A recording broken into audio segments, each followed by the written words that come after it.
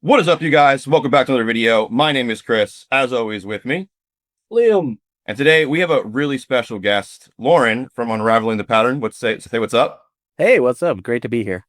And this video today is going to be a little bit different than our normal video. Normally, you're joining us for a discussion about a TV show that's currently airing, and we're reviewing that episode in real time, discussing what's happening with those characters. But today, like I said, a little bit different. One of our most beloved and favorite shows that we've been reviewing and watching for several years has recently got canceled. And we've all come together behind the scenes to really kind of rally and bring this show back up onto the air. There's a petition right now going around on savewatt.com. You can go there right now. We'll also have a link down in the description with a petition that's been signed by over 100,000 people as I checked it this morning. And so amazing that we're already rallying, but we could definitely use your support. And that's what this whole episode is going to be about today. We're going to talk about Wheel of Time in its entirety. You know, what did they do right? What did they do wrong? We have Lauren on the call with us. He is an expert, has read all the books. He has his own channel. His link will also be down in the description to go check it out. Does amazing reviews of the series that was going out. It's one of my favorite places to go after we're done doing ours, to go check out some more lore and some more information. And so with all that being said, we're going to dive right into the conversation about Wheel of Time, but definitely make sure you go over to savewot.com and check it out. There's lots of material there, but definitely make sure you slide in that petition if you want to see this show keep going. But without further ado, Liam, I'm going to turn it over to you, brother, and let's get this party started. All right. First, Lauren, what was your reaction when you found out that Wheel of Time was being canceled? Oh, I've gone through all the stages of grief. Seriously. And by the way, thanks for having me on. This is great. I've been checking out your channel since season 3, and it's great to see people who aren't familiar with the books enjoying this thing that I have come to enjoy so much over the years. So, anyway, thanks for having me on. I'm excited to talk about this. But yeah, I went through all the stages of denial or of grief. First was denial. I was like, there's no way this is true. You know, everything we were hearing is it was going to be renewed. They liked the numbers, everything was going well. And so it came as a huge shock. Then I went through my anger phase. I'm still pretty angry, to be honest. I'm angry at Amazon. I'm angry at Jeff Bezos. I'm angry at billionaires going up in space instead of making good shows. You know, like there's a lot of things I'm angry about. But I've also totally been trying. What's the phase where you're negotiating or you're bargaining? That's the word.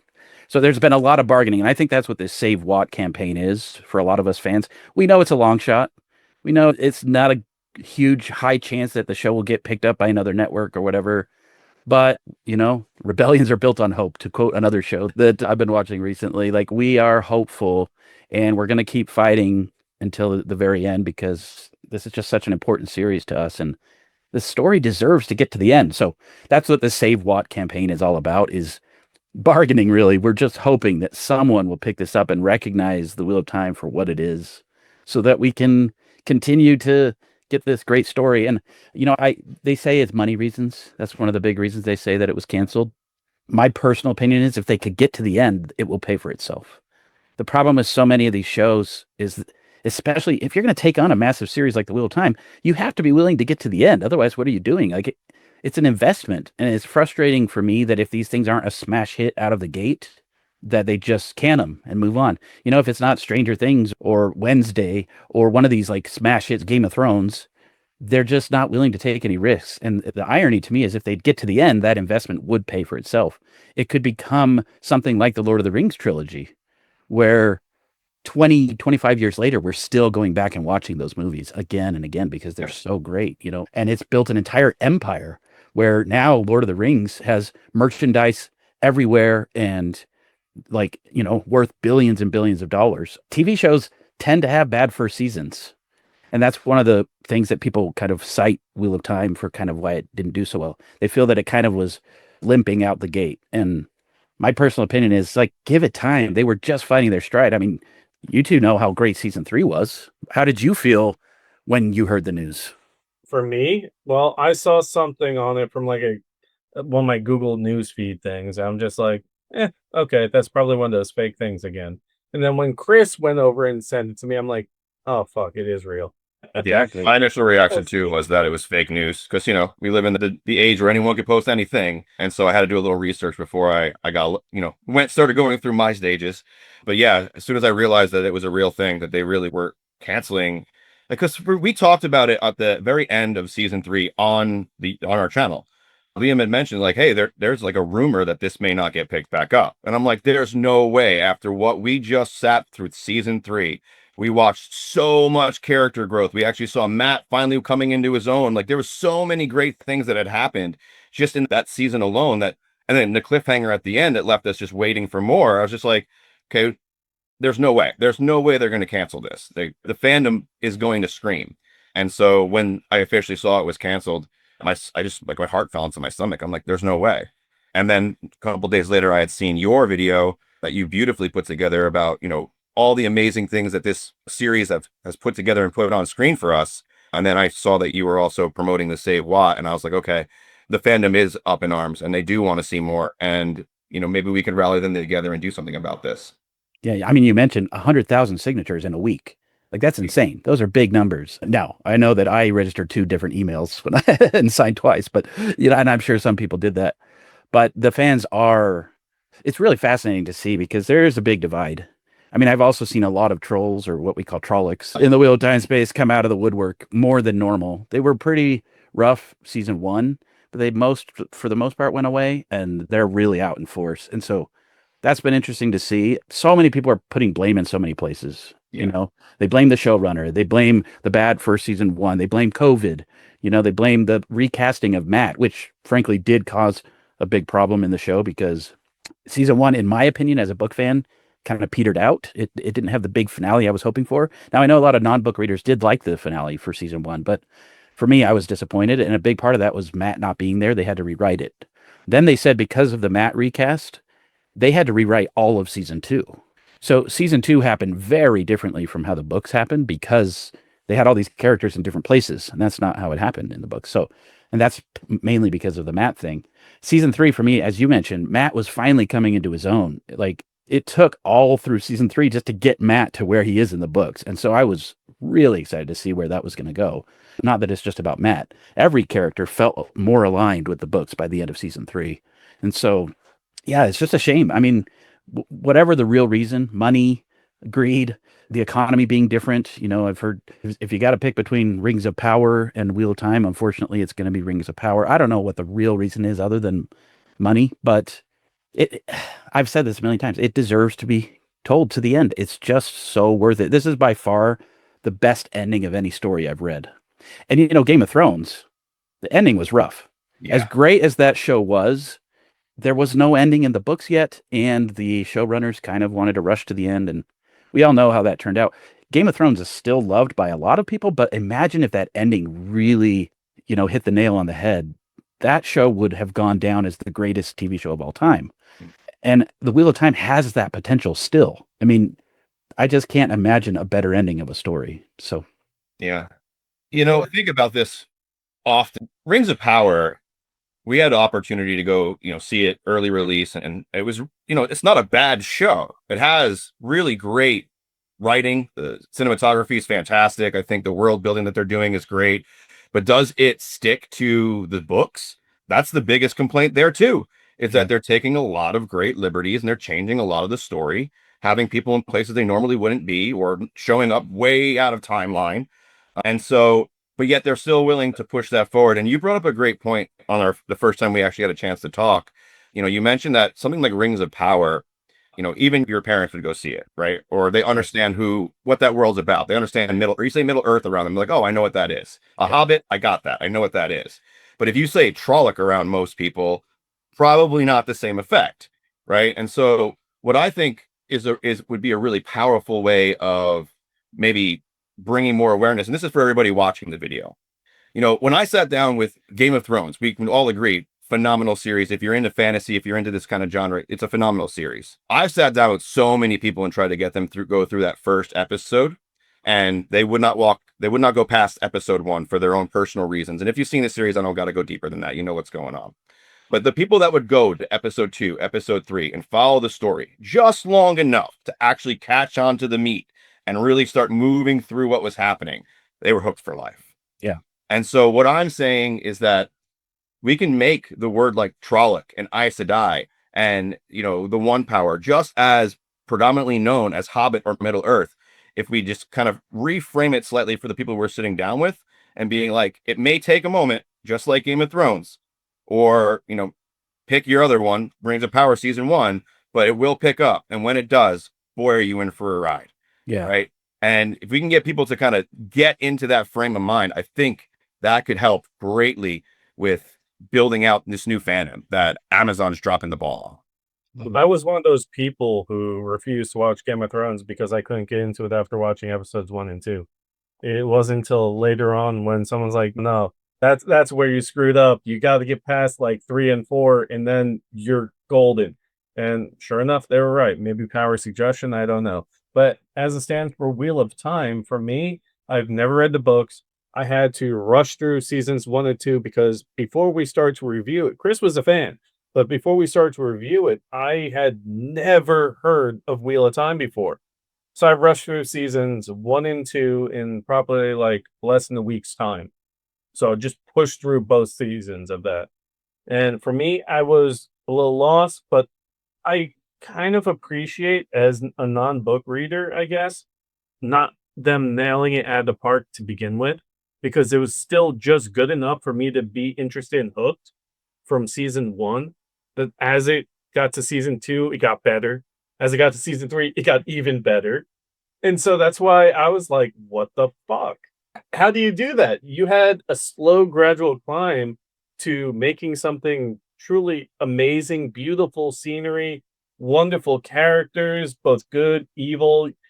I like the gray area between the both good and evil characters. Like none of them you could say were truly 100% perfectly good or evil. Even the worst of the worst. Well, except for maybe that spider chick. She seems pretty evil. Mogideon. Oh, Gideon, yeah. Yeah, even she had this really great sort of subtle childlike nature to her that was really fascinating in the show. We talk a lot about the differences between the books and the show, and people get angry about the changes. But one of the changes that I really appreciate is how great the Forsaken are in the show. They're frankly better villains in the show. There is more gray area. I mean, Lanfear, so fascinating. And it's really unclear what her true motives are. And is she just an insane ex-girlfriend, or is there more to it? Like I really love that element of Lanfear. And even Ishamael in the books was a lot more, I think I said this before to you guys. He's a mustache twirling, tie a woman to the train tracks kind of a villain in the books. And so to get that, to get a more subtle kind of version of him is absolutely wonderful. And even the White Cloaks, another example. The White Cloaks are pretty much just stupid white supremacists in the books. And there's a lot more subtlety there in the show that I appreciate. Some of them are that way, but not all of them. And I really like that. So yeah, these are the things the show did really well. I'm curious, Liam, you said that there was enough in season 1 to get you hooked. What were the things that did kind of keep you interested in the show? It was just a new world, so everything was novel to me. It was a new universe, new world, all these characters. We've got this misfit band of teenagers essentially going off on a quest. Who doesn't love that? Even if you're as old as I am, then you still got the nostalgia from your childhood of that kind of stuff, of like Lost Boys and all kinds of other movies that were like that as well. But it's just the sense of adventure, the call to adventure that I truly love about fantasy and sci-fi. It's always what else is coming, what is new to be discovered. That's why I like these things. Yeah. But one thing that you said to me last week when we were on the call together was a show is truly measured by its villains. And I can't stop thinking about that ever since you said that. It's been stuck in my head, and I've been applying it to pretty much everything that we've been focused on, especially lately for our series that we're reviewing and the movies that I've been watching. Who are these villains? Are they truly as good as I think they are? And so I've been really going down into the deep analysis for that. And so thank you for that one. Yeah, that's one of the joys of the Wheel of Time is this good versus evil. What does good mean? What does evil mean? And as I said early on, like Ishamael, he's just this ridiculous evil bad guy, but there's a lot more subtlety as the series progresses. One of the things that the show also did is it confuses you about who the Dark One is, or what is the Dark One? Is there a Dark One? And I really like that about the show. That's not totally clear. Even now, it's not entirely clear if the Dark One is a thing. You know, I mean, yeah, we saw those flashbacks in season 3 of what appeared to be a crack in the pattern or something that revealed some evil thing, and they claimed that Lanfear freed the Dark One, but that's very unknown and unclear, which is one of the things I was hoping the show would delve deeper into, which of course it would have. But Ishamael is presented as basically the Dark One for the first few books as well. It isn't clear who Rand's fighting. He thinks he's fighting the Dark One. In season 1, he thought that was the Dark One. Turns out it wasn't. It was his top lieutenant, as Moraine said, right? So I really appreciate that kind of stuff that the show does as well. But yeah, what are their motives? Even the Dark One, what is the Dark One's motive? That stuff is all so fun and fascinating to me. And the fact that you have this hero who's called to adventure, but is also destined to go insane is another truly fascinating element of the story that I personally love, because Rand himself knows the price he has to pay to do this. To fulfill the prophecy, he pretty much has to become a villain himself. And that's really fascinating stuff. So yeah, I absolutely agree. I started reading these books when I was a teenager. I felt I could relate so hard to Rand, Matt, and Perrin, especially because I kind of was them. I was just this nobody kid from a very small place living in my own bubble. And I got to read this story of these people being called to adventure and having to become heroes, whether they liked it or not. And that really just, I feel like I grew up with those characters, you know? I feel like we want to hear a little bit more from the comment section too. So please let us know your thoughts as we're going through this. Why are you sad that it's going away? Do you want it to come back? Are you one of the haters? Just let us know down below. I mean, yeah, out yourself. We'd love that. And if you definitely want to support, savewatt.com. Check out the petition and all the additional, things that are going on. There's people submitting videos about what they love about it. There's other ways that you can give back other than the petition, but savewatt.com is where you can check out all that stuff. Yeah, thank you. Can I say one thing too is I love that people are talking about it and that people are being honest about what they liked and disliked about the show. I will say where the Save Watt campaign is concerned, that's not really the place to hate on the show, in my opinion. Yeah. And now, so in this case, in your video, absolutely great. Whatever you guys want in your comments. But like I made that video that you mentioned about Save Watt. It's kind of like a teaser and it's trying to draw attention to the campaign. And I wish people would read the room a little bit. Like that is not the place to hate Watt. It's to save Watt. So there are places you can hate Watt. That is not it. That's all I'll say to some people. Yeah, save it for another time. Yeah, exactly.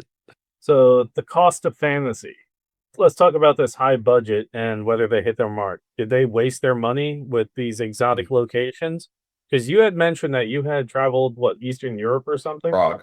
Yeah, to Prague, where they shoot most of the show. Yeah, so I got the awesome opportunity just before season 2 aired to go visit the sets in Prague. It was really fascinating. They had to pivot their marketing campaign back then because that was right during the writers and actors strikes. And so they couldn't send like Rosamund Pike to any interviews or anything. And so what they kind of scrambled and they kind of panicked and they started asking content creators like myself and others to do some of their marketing. But we didn't want to do the marketing either because I personally supported the writer's strike and the actors strike. And so one thing that, to Amazon's credit, that was really cool is they sent me and other content creators there with no contract or requirement for content or anything. They were really cool to just let us go and not make content about it. And so I didn't even show my video about going to Prague until like just a couple months ago. So almost 2 years later, because I just didn't want to support Amazon at a time when they weren't paying actors and writers properly, And so anyway, I did get to go. It was an amazing trip. I got to visit the Two Rivers set, which they built the entire Two Rivers village into this quarry in Prague. And the amount of detail, I mean, I have some really great up close footage of it. I was blown away. It helped me understand why budgets are a thing, why shows cost tens of millions of dollars, because they built a full village. And then I got to go to what's called Jordan Studios, which is sadly now no longer there. But at the time, it was this massive facility. It used to be like a warehouse where they built trucks, and it had been converted into a studio where they shot tons of like the Tarvalons. All the Tarvalon sets are there. They have this back lot with the massive Tarvalon streets back there that I got to walk through. And so that was just so cool and fascinating. But they spared no expense. But the thing is, when you invest into a first season and you build all those things, then you have them. you know? In season 1, they built the Two Rivers set, then they burned the whole thing down. So they had to rebuild it again for season 3. And that's the set that I got to see, was the rebuilt version. But yeah, it costs a lot of money. I've been thinking about shows like Andor, and I know this is not an Andor video, so I won't spoil Andor, but Andor cost a lot of money too, but for the most part, they can shoot things on sets. They can shoot things on, they don't have to go on location. I think they did for season 2 quite a bit, which is one of the reasons it costs so much. But sci-fi gives you, The Expanse is a good example, or Star Trek. Most of it takes place but most of it takes place in like these sets that are ships. Yeah. It's all kind of contained. And they'll even call certain episodes bottle episodes, where everything takes place in a single location in a TV show. You can't do that with epic fantasy. You have to go all over the map. You have to build massive sets for all these different places. You have to show the epic nature of the world. There's all these different cultures. No two people could be dressed the same. Like, it's really complex. And so, yeah, the cost definitely goes up. And then in season 3 for the Wheel of Time, the visual effects cost for the One Power. Oh, I mean, I think we can all agree the One Power looked absolutely awesome. amazing in season 3, but that's expensive to do that. I mean, when you have 2,000 VFX shots in a TV show, that costs tens of millions of dollars. And so, yeah, I don't know. Is it sustainable in the current model? I think 5 years ago or 7 years ago, when they committed to the Wheel of Time, all these streaming services had all this money to throw around. And I think things are different now. I don't know that it is so easy to do that. I've been talking to other people about this before. Netflix can make 30 reality shows for the cost of one high fantasy show, So what are they going to invest in? Trash TV or good TV? Well, for them, they're going to end up getting more views out of 30 trash TV shows. And so it's frustrating for us viewers who want good stories and we want them in good quality. But I don't know what the solution is. I don't know that streamers are really set up for this kind of model. Maybe we need to go back to like film trilogies or something. I don't know. I have been seeing other channels that they'll go back and review the cult classics, review the ones that they really love, because there's nothing currently on that they want to even be a part of. Yeah, if you're not the Marvel Cinematic Universe or Star Wars, Yeah, then what are you? I mean, Rings of Power, Lord of the Rings is probably the next big, Harry Potter is probably the next biggest, and then Rings of Power type stuff. But other than that, these IPs are really hit or miss. Yeah. Harry Potter doesn't even land on my radar. you can't. This is because you don't like it. You got to Well, it's a world renowned.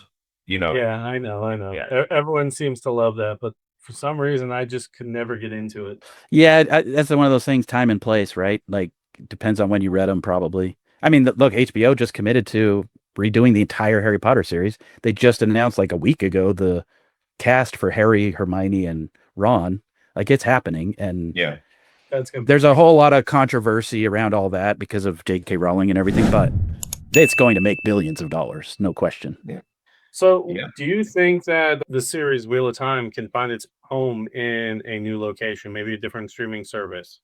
Well, I like to hope so. We're putting a lot of hope in Apple TV right now. I don't know that Apple TV's put out a bad show. They kind of have the best hit record, don't you think? Yeah. We certainly do enjoy them. Yeah. And so that's our hope. That the other thing about Apple that's nice in the current, climate of streaming and everything is they're willing to lose money. And I know that's kind of hard to admit or say out loud that something like Wheel of Time could lose money. But like I say, if they get to the end, I think it'll pay for itself. And I think if anyone can do it, Apple can. They also don't have a really big fantasy. I think they have like Foundation, which I haven't yet watched. They don't Silo, but that's kind of sci-fi, right? And so, I think Wheel of Time would have a really great home there. That's kind of what we're all secretly hoping for. HBO would be another good choice, but they've got Game of Thrones and all the offshoots of that. Yeah. I'm kind of I think Apple TV would be the best bet now that we're talking it out, because HBO does have a bunch of competition and they're like so invested in the Game of Thrones universe with all their spin-offs that Apple really, other than Foundations, which again does lean more towards sci-fi, there's really nothing like epic fantasy on Apple. Right. Yeah.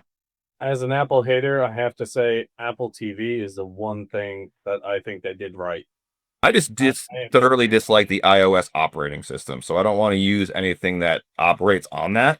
But yeah, Apple TV has some real killer stuff. I have a subscription to it, but I just don't buy the phones or electronics. And I'm right there with you. I make videos for a living. I was taught in college to use Apple devices. Can't stand them. Like, PC is better for this stuff. You can get 10 times the power for half the cost or less. So that's a whole thing. But I will become an Apple shill if they can pick up the Wheel of Time. I really will. I will buy a Mac, whatever, iPhones, whatever. I'm all Android right now, but I will change. This is another thing is people have called me a shill, an Amazon shill. I'm not an Amazon shill. I'm a Wheel of Time shill. So wherever the Wheel of Time is supported, I'm going to shill for that company. I'll be honest. I just want this beloved story to be seen by millions of people because it's so great. But Yeah. in that regard, I was going to ask just really quick. We talk about sci-fi versus fantasy. What was that moment like in season 1 at the end when they show that flashback to the Age of Legends and then they show that futuristic city? What was that reaction like for you guys? Because I know for a lot of people that were like, this is just classic fantasy. It's kind of medieval. And then they see in the past, there was like sci-fi type stuff. Was that mind blowing to you guys? It reminded me that we were watching Wheel of Time again, right? Because for me, a lot of what I was seeing didn't necessarily match up. So I was like, oh, I'm on a journey. And that's cool. But then when we got the cut to like the more advanced ancient times, the era of the legends, right? I was like, okay, this makes sense. Now I get it. This is a cyclical thing. And now I see where this whole like circle is coming into play now. But what about you, Liam? It was what the fuck? How did we end up here? I had no idea. I was like, did we just switch genres or something? I seriously was lost because I didn't have enough information at the time to know what was going on. I thought we were just like another Lord of the Rings type thing. That's all I thought this was when I got introduced to it. And I was extremely excited to see that we got the sci-fi element and how I didn't realize the cyclical thing that Chris was talking about and much further on. But I was just like, I'm here for it. Let's go. Yeah. I'm sad we didn't get a little more of it. I'd love to see more in that time period. I know we got the little bit with Season 3, yeah.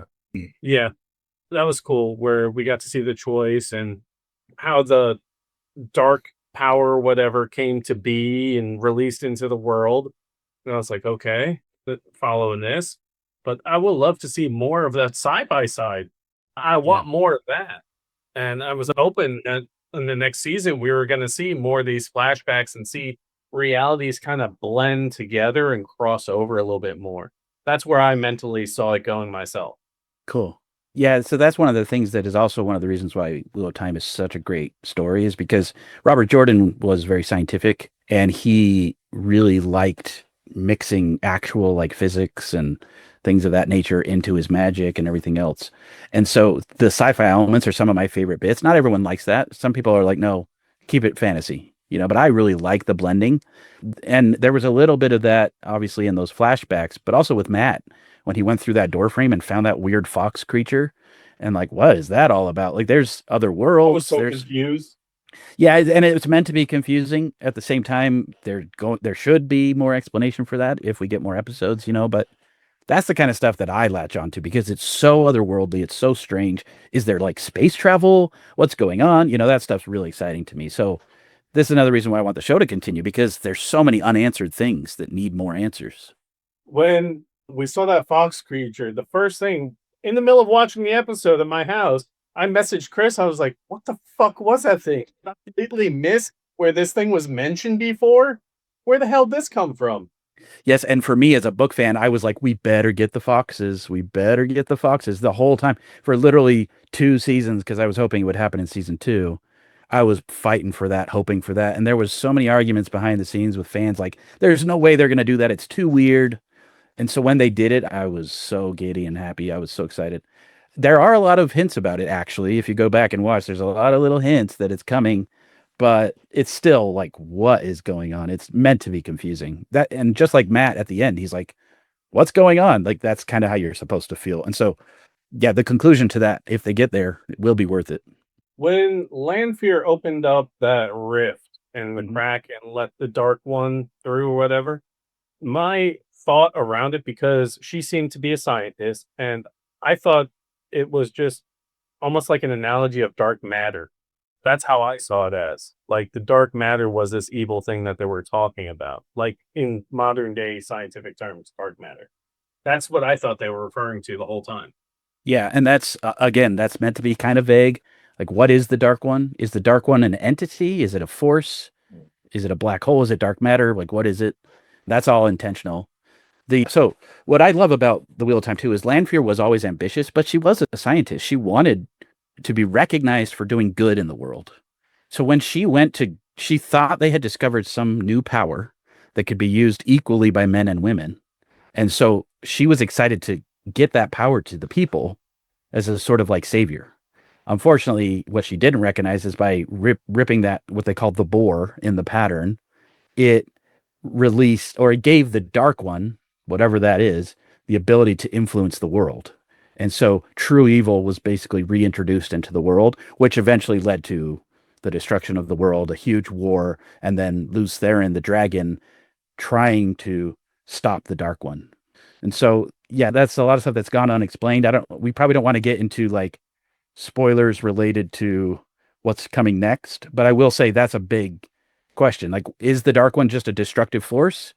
That you did notice in season 3, right? There is this power that the Forsaken use. Yeah.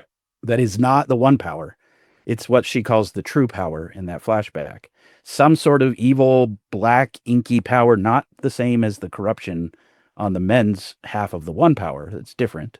And it's unclear. What is that? I mean, we've been told you can't heal yourself with the one power, and yet Lanfear heals herself with the true power. So yeah, I was personally really looking forward to more of that. These are elements that weren't introduced till much later in the books. Like, I think the first time we learned about the true power is like book 7. The weave itself being cut is how the evil power came through. So is the weave itself like a physical or magical shield around their universe or their planet? Yeah, good question.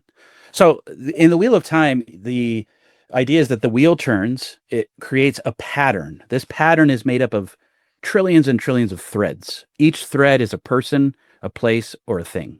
So essentially the entire universe is made up of this great pattern of woven threads that weave together. So if you and I become close friends and we hang out, then our threads intertwine in the pattern. But some person I never know across the world, their threads somewhere else in the pattern. We may never interact, right? All of reality. What's that? Like a giant ball of yarn. Yeah, although so intricate and like a tapestry. So you remember in the opening credits, you see that tapestry being woven, and you see people and things coming together and creating patterns and all that. So that's essentially what it is. And Robert Jordan explained it as the Wheel of Time turns and patterns repeat, and these ages come again. So currently in the show, it's what's called the Third Age. That Third Age has happened before, and it will happen again. But it will happen slightly different. The pattern is more or less the same when it repeats, but with different variations. The problem is there's this entity, the Dark One, that exists outside of the pattern that, for whatever reason, wants to influence the pattern. We don't know if it wants to destroy it, if it wants to remake it, exactly what its goal is. But Ishamael seems to hope that it will completely unravel the pattern and cause the end of existence for everyone forever. That's Ishamael's hope. Whether or not we can believe that is up for interpretation. That's one of the greatest things of the Wheel of Time is, who can you believe? Who can you trust? The characters in the books, right from the start, they have this mantra. They say, the creator, when the world was created and the Wheel of Time was created, the Dark One and the Forsaken were imprisoned outside of the pattern. Well, that's simply not possible because the Forsaken didn't exist at the start of creation. They came during the Age of Legends. And so even the people in the world don't fully understand their own lore, which is another really complex part of the Wheel of Time, is that you can't even trust the person whose point of view you're reading because they don't understand the truth. And so it's a really fascinating thing that the books do with the unreliable narrator, as they call it. But anyway, long story short, when the Dark One was quote unquote imprisoned outside of the pattern, that's the question. Is the pattern the thing that keeps the Dark One out? Or is the Dark One literally in some sort of prison and was put there by the creator? Well, whatever happened, when Mierin Sedai, aka Lanfear, discovered this thinness in the pattern, I imagine it as like a one-power drill. They used the one power to drill through the fabric of reality, which allowed the Dark One to touch the world through this hole. It doesn't mean the Dark One's freed from its prison. It just means that it can kind of put its hand through the bars, right? And it can affect the world in ways that we don't fully understand yet. And so that led to more murder, more rape, more injustice, because the Dark One started to influence people for bad. What was the end goal? We don't know. But Lews Therin gathered his armies, what they called the Forces of the Light, and they not only tried to trap the Forsaken, which they in the show is very different from the books, but they trap them in those seals on the ground, right? That's what they do in the show. In the books, he uses seals made of that unbreakable material to seal the Dark One's the hole in the prison. It's like adding band-aids. It's stitching it up. It wasn't a full healing of the pattern. It was more like a temporary band-aid. And he just happened to accidentally trap the Forsaken at the same time because they were visiting the Dark One at the time. That's what happens in the books. So the Forsaken happened to get trapped when Lews Therin meant to only block off the Dark One, if that makes sense. It was So the problem is, happy accident. right, it was a happy accident. So I actually like the show's interpretation. He first went after the lieutenants. He trapped all of them. Then he went for the Dark One, which we haven't yet seen in the show, how that happened. We don't exactly know what those seals look like or how that worked. There's a theory that it's maybe just one seal in the show instead of 7. But, you know, in the book of Revelation, the Bible, there's 7 seals, and they have to each be opened before the end of the world, before the apocalypse. So that's what Robert Jordan was basing that on. There's 7 seals that block the Dark One. And over the course of 3,000 years, something has been corrupting those seals and slowly whittling away until the Dark One's able to kind of free itself again. So that's all what's happening at the current age. That's not clear yet in the show. I realized our conversation the other day, I don't even think I answered your direct question, Liam, about why Moraine was almost killed by the spherical object and then Lan had to come in and save her. I think I got on such a tangent that I never finished answering that question, which is funny. So if you want, I can answer that as we discussed, but Yeah.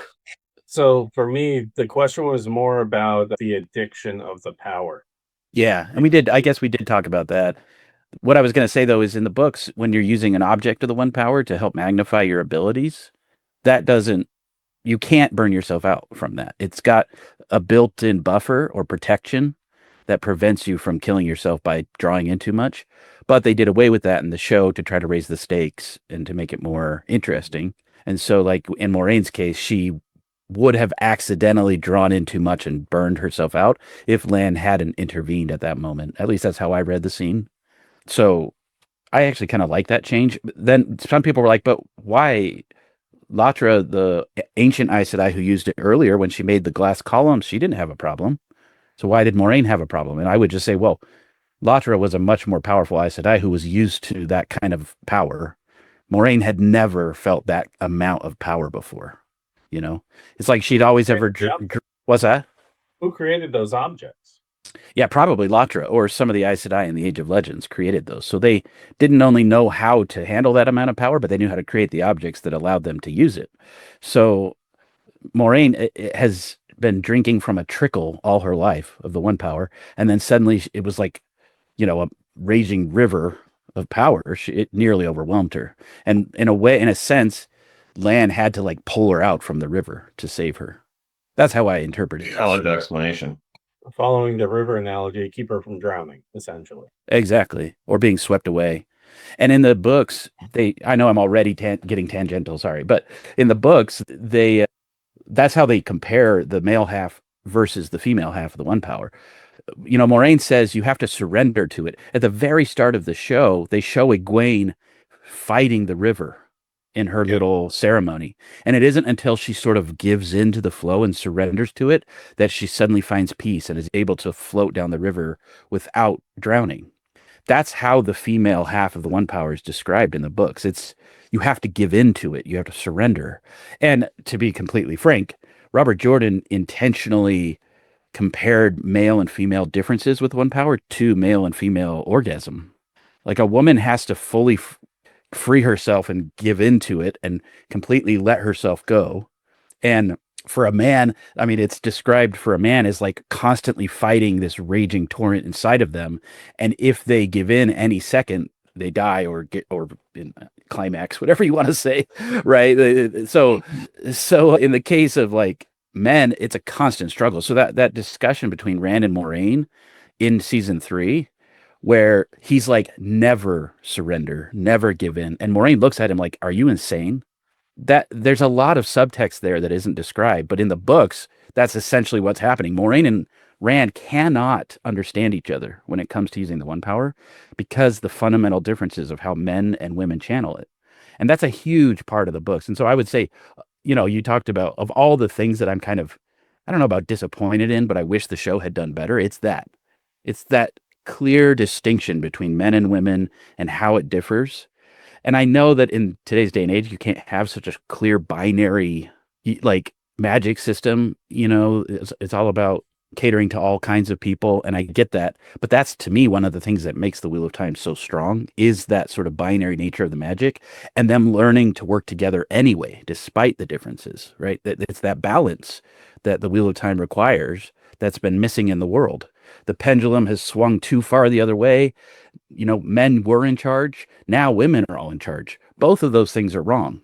The goal is for us to be balanced, right? To bring everything together. That's why the ancient Aes Sedai symbol is, Saidar and Saidin, the male and female halves together. It's that balance. And so I know that the show was pushing for that, but that's kind of to me, the biggest kind of dropped ball is that wasn't made more clear early on. I needed Chris to explain that to me, the whole yin and yang part of the series, because I had no context prior to the show. So I had to go based on pretty much everything that the show gave me for information. And sometimes it felt like drinking from a fire hose. Other times it felt like perfect. And then obviously there are times where it was just like, was that it? Yeah. And that's something that something I noticed as a book reader that the show did do well is they only introduced things as they needed to. Robert Jordan, it was like a floodgate opening. He just dumped all the lore and he would spend pages and pages of exposition explaining things that weren't necessarily relevant at the time. The show didn't introduce things like, well, basically nothing was introduced until it was needed. Like the World of Dreams, it gets like a name drop in season 2. But we don't really learn hardly anything about it until late in season 3 because it wasn't really relevant yet. And so you have all these weird things with like Lanfear toying with Rand in his dreams, or even earlier, Ishamael toying with them in their dreams. But that's never clear what's going on. And in a way, that's a good thing. The show needs to, it's milk before meat. They have to kind of spoon feed certain things to non-book readers. And so that makes sense. And I appreciate that they did that. But I do think there still just wasn't enough time to clearly explain everything, Yeah. And I've talked so much. Thank you guys for letting me blab. As you can see, I'm very passionate about this. I just love it so much. There's so much lore and depth. And that's why I made my videos, is to help people who aren't reading the books to kind of have at least a semi understanding of what is going on in this show. What are these forces? What's the difference between the male and female half? All of that. That's the stuff I really like, is the lore and the metaphysics. I think we would agree with you there. That's the main thing that drives us into this as well. And the reason I found your channel is because I was looking for information and more about the lore and the differences and the questions I had. And so I just, thank you for coming on here and just, letting us pick your brain for this long. I really appreciate it. Chris, how's it feel to actually have to be quiet for most of the time? When it's something I really want to sit down and listen, I'm completely okay with it, man. Not 1 second was I like waiting to talk. I was just listening. So I think now would be a good time to close us out. So Power the Fandom, how can we go ahead and make sure that we put our best effort forward into saving the show? Yeah. Again, thanks for having me. I mean, that's the point, is to draw attention to this campaign. I mean, the best thing you can do is keep watching the show. I know we've already seen the episodes. There are some fans who will literally keep the show playing in the background all day long. And I'm really impressed by people who do that. But that's the biggest thing. If you haven't watched The Wheel of Time, give it a chance. Yes, the first season ended a little bit rough, but I promise it's worth it, especially if you can get to season 3. I know that's a tough barrier to entry. Excuse me. We tell the people the same things about the books. The first 3 books are all kind of the same. They're kind of formulaic. But once you get to book 4, if you aren't fully hooked, it's not for you. And that's a big commitment just to read 4 books before you know if you like something. And I feel the same way about the show. Like, watch those first 2 seasons, get into season 3. If you're still not convinced, okay. But that's the best thing you can do. The second best thing you can do, go to the Save Watt website, savewatt.com, savewot.com. And there's a lot of action items you can do there. The easiest one takes about 15 seconds. You can sign the petition. That's the easiest thing you can do. We've got over 100,000 signatures already. But you can also, there's links where you can post a video and just talk about what the Wheel of Time means to you. You can write love letters to the cast, the crew. or just to, the author, whatever. So that's another way that you can help. I would recommend going to that website. It has a bunch of action items and they'll all kind of guide you on what to do. But yeah, at the end of the day, buy the books, watch the show, and sign the petition. Chris? Absolutely. Lauren, just thank you again for taking your time to come on here and share with us. If you guys want to check out Lauren and support his channel as well, Unraveling the Pattern, the link will be down in the links below. If you guys want to get more, like, Liam and I love talking about the show, but if you want to go deep into like the actual like lore behind it and really like kind of nerd out on Wheel of Time, Lauren's your man. You can go check it out. Again, the link will be down there. All links about everything we talked about, save what, all of that. That'll be down in the description. Make it easy for you to find. That way you don't have to try and type it in. And if you want to type it in, it's just savewot.com. And as Lauren said, also just watch the show. That's one of the best things you can do to support it. Let your viewership shine through, right? Same thing we do here on YouTube. So appreciate you guys. If you like this video, go ahead, hit the like button. If you're not already subscribed, go ahead and do so. And I really appreciate you guys. If you enjoyed this one, we have tons of videos for you to check out. And we'll see you later. A little bit different than our normal, but I think it'll work out perfect. Find the strength hiding in each battle scar. You're not who you were, you've already come far.